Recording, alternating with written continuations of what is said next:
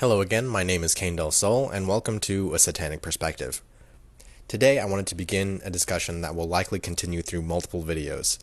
It's a subject that is very near and dear to me, so I figured I'd share my thoughts with you as well. That said, my opinion on this is certainly not popular, but I digress. Let's talk about music. The occult world has intertwined with music for as long as mankind has made music. From the beginning, man has used music and public ritual to commune with their gods, offer their devotion, and ask for blessings, or even curses. This use has remained through the millennia in just about every culture. The Western concept of magic and the occult, particularly in context with music, has been changed in the past couple thousand years, due primarily to classism. Divine knowledge was reserved for the elite, and the common people were kept in the dark.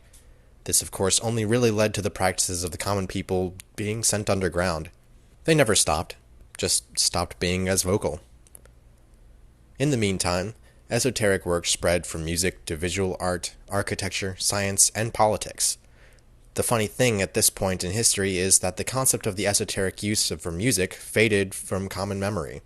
Turns out most people don't see esotericism as connected to the Christian church in any way. Funny how that works. And here is where we get to the meat of this discussion, or at least as far as this video is concerned.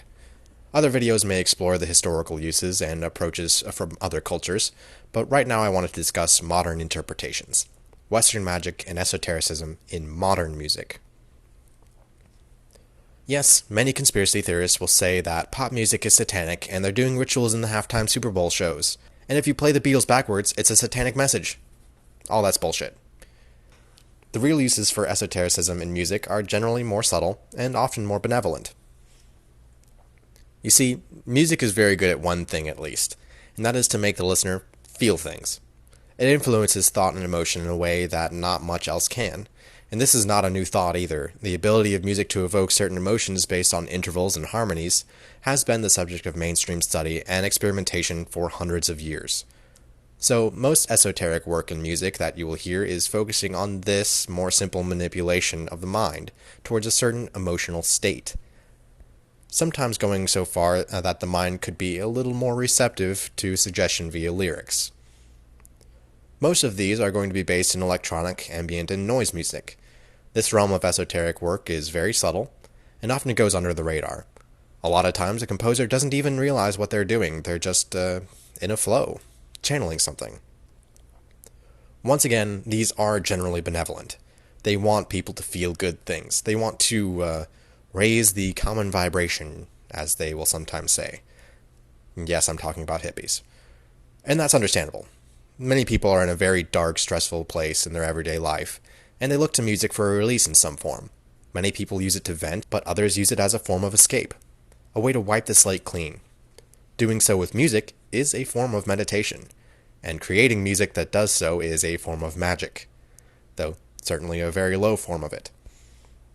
So what about darker approaches? What about Satanism and black magic? Surely we see a lot of metal bands talking about Satan, donning robes and lighting candles and praising the devil. Well, this is where the most real controversy comes in this discussion. Most bands that talk about Satan, and even those that try to portray themselves as satanic occultists and witches or what have you, are just putting on a performance. They're generally atheists, looking to portray an edgy and dark aesthetic for the sake of sales. This is, of course, considered extremely disrespectful by those true practitioners of the occult. That said, there are true practitioners that use metal music as a vehicle for magic, many of which considerably more complex than the standard lower forms we talked about just a bit ago in this video, that could be seen in the more popular genres.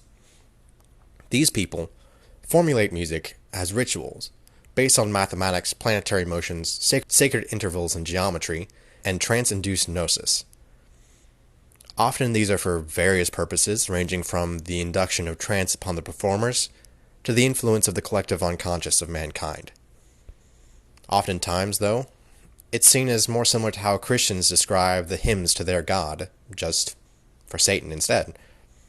Unfortunately, however many people actively practice this form of esoteric work, there are at least as many critics from within the occult world, stating that either magic is not possible through this music or live concert event, or that it is not something that should be actively spoken about. I wholeheartedly disagree. First, complex magic is absolutely possible through music and live concert. You see, for an effective ritual, in the basic sense, the practitioner must be in a specific state of mind. One very effective and established method of inducing this state of mind is to overwhelm the senses. A well-performed live show will overwhelm the audience and performer with sound, light, and scent. From there, it's not difficult to overstimulate the taste and touch or shut them down through the entrancing rhythm of music. This puts the mind into a suggestive state at the least, and a full-on trance at best. The rest is easy. There is always the issue of uninvolved or skeptical audience members confusing or disrupting the ritual, but that's where the skill of the performer as practitioner comes into play. Criticisms don't really matter as much if you know what you're doing. Second, of course this is something we should talk about publicly. When we don't talk about this sort of stuff, a few very unfortunate things happen. Lack of exposure leads to lack of understanding, which opens the way for the ignorant to demonize and the con artists to build their following. The preservation of tradition and technique can only happen if we are open about our work. Does this mean that every layman should be told the innermost secrets? No, but they should be shown the way and not a closed door. Besides, the deeper secrets of the occult work are not hidden by our means, but by their very nature. Those who are not ready to see will not see. Those who are not able to understand will disregard. So that's my thoughts on the matter. I know I may be biased, but this is my perspective. I'm sure we'll come back to this subject in future videos multiple times as well, so hope that it was at least interesting. You're gonna have to hear me rant about it a few more times. If you have any questions or suggestions for future videos, let me know. And if you like this video or any others on my channel, be sure to check out my book.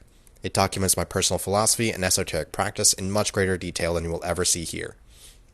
It's available now through Aeon Sophia Press, and I put a lot of hard work into it, so I hope you'll check it out. I'll put a link in the description below. Until next time, this has been A Satanic Perspective.